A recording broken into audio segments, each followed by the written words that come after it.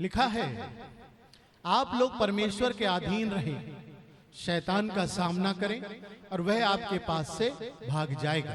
Hallelujah, hallelujah. वचन क्या कहता है? याकूब 4:7 कहता है कि आप लोग परमेश्वर के अधीन रहें, शैतान का सामना करें और वो आपके पास से भाग जाएगा। हालेलुया। तो परमेश्वर चाहते हैं हम उनके अधीन रहें और शैतान का सामना करें ताकि वो भाग जाए। अब यहां पे 2-3 बातें समझने की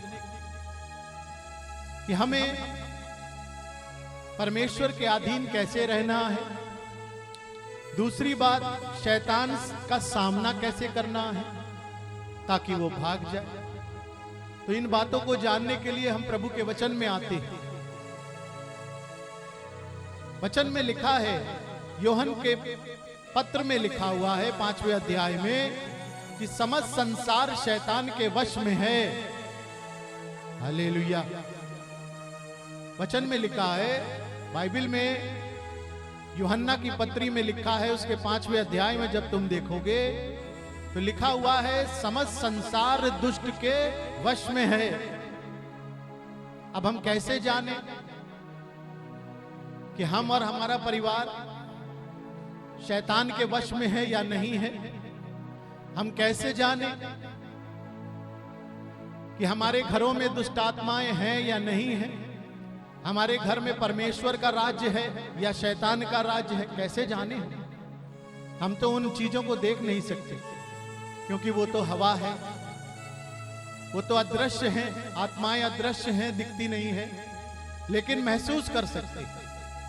आज प्रभु के वचन से सीखेंगे कि ऐसे कौन से चिन्ह हैं जिनसे हम जान सकते हैं कि दुष्ट आत्माएं, शैतानी शक्तियां हमारे घरों में, हमारे शरीरों में है कि नहीं। क्या हमारा घर स्वतंत्र है या हमारा परिवार स्वतंत्र है? क्या अंधकार की शक्तियों का कोई हमारे जीवन में प्रभाव तो नहीं है? ये सब बातें हम प्रभु के वचन से सीखेंगे। हम प्रभु के वचन में इफिसियों के नाम अध्याय 6 वचन 12 को देखें। इफिसियों के नाम अध्याय 6 वचन 12 में लिखा है, क्योंकि हमारा ये मल्ल युद्ध लहू और मांस से नहीं है। हालेलुया। हमारा ये युद्ध किसी मनुष्य से नहीं है, किसी इंसान से नहीं। किससे है? परंतु प्रधानों और अधिकारियों से, जो इस संसार के अंधकार के हाकिमों से और उस दुष्ट आत्माओं की आत्मिक सेनाओं से है जो आकाश में है। Hallelujah, hallelujah. तो ये युद्ध आध्यात्मिक युद्ध, आत्मिक युद्ध, और ये शैतान और उसकी सेनाओं के विरुद्ध युद्ध जो हम नहीं लड़ सकते। उसके लिए हमें परमेश्वर के अधीन होना, क्योंकि जब तक कोई परमेश्वर के अधीन ना हो जाए, परमेश्वर के अस्त्र शस्त्र धारण ना कर ले, उसके पवित्र आत्मा से ना भर जाए, तब तक वो इन शैतानी शक्तियों से और उनके प्रभावों से मुक्त नहीं हो सकता है, ना ही युद्ध कर सकता। हालेलुया। तो आज का विषय बहुत गंभीर है। पिछले हफ्ते मैंने देखा बहुत से नए लोग आए थे और कितनी दुष्ट आत्माएं निकाली गई। तो आप लोग को यह पता होना चाहिए कि ये दुष्ट आत्माएं आपके यहां, आपके शरीर में, आपके जीवन में क्यों काम कर रही हैं, किस तरह से काम कर रही हैं। हालेलुया। तो हमें इस बात को अच्छी तरह जान लेना चाहिए। कुछ चिन्ह मैं बताऊंगा आपको जिसके द्वारा आप ये जान पाएंगे कि आपके घर में, आपके परिवार में या आपके शरीर में दुष्ट आत्माओं का वास है या नहीं। हालेलुया। कुछ चीजें कॉमन है, समझ लीजिए। अगर आपके घर में दुष्ट आत्माएं हैं तो आपके घर में आपको भारीपन लगेगा, एक भार जैसे, एक बोझ जैसा लगेगा। आपके घर में डिप्रेशन होगा, लोगों में निराशा होगा,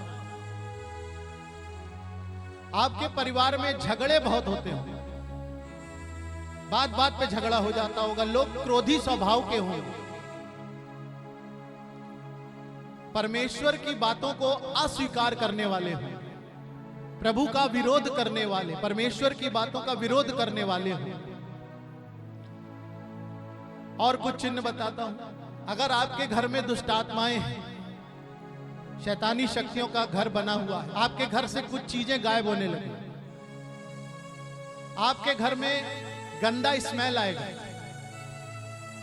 समझ रहे बात? अगर आपके शरीर में ऐसी कुछ चीजें हैं तो आपका शरीर हमेशा थका थका रहेगा, भारीपन रहेगा, समझ रहे बात?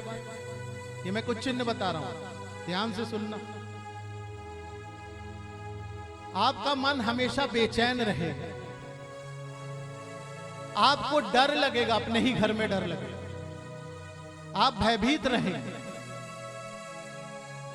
हर समय आपको चिंताएं और नकारात्मक विचार आएंगे, समझ रहे बात? ये सब चिन्ह हैं, और भी बहुत से चिन्ह हैं, लेकिन ये कॉमन चीजें हैं जो आपके घर में हैं।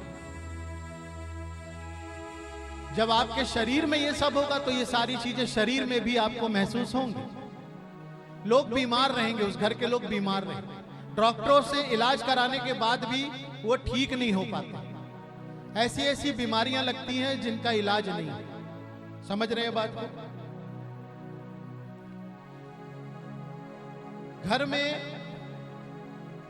प्रेम नहीं रह जाए, क्योंकि पवित्र आत्मा का पहला फल प्रेम है, और जहां पवित्र आत्मा नहीं है, दुष्ट आत्मा है, तो वहां प्रेम नहीं होगा, सब स्वार्थ से जुड़े रहेंगे एक दूसरे से।